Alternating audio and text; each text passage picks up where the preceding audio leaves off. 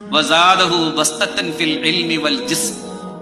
രണ്ടു കാര്യങ്ങളാണ് ഒരു നേതാവിൽ പ്രത്യേകമായി പടച്ചതമ്പുരാൻ പറഞ്ഞതിൽ ഒന്ന്. വസാദഹു ബസ്തത്തൻ ഫിൽ ഇൽം, ജ്ഞാനത്തിൽ അഭിവൃദ്ധിയുണ്ട്.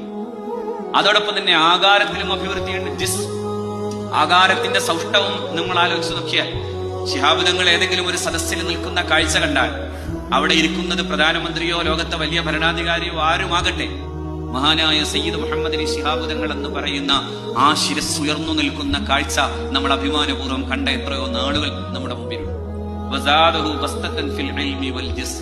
വിശുദ്ധ ഖുർആന്റെ ഈ പ്രയോഗം അർത്ഥവത്തായി അതിന്റെ എല്ലാ തരത്തിലും മഹാനായ തങ്ങളെ സംബന്ധിച്ചിടത്തോളം ചേർന്നു നിൽക്കുന്നു.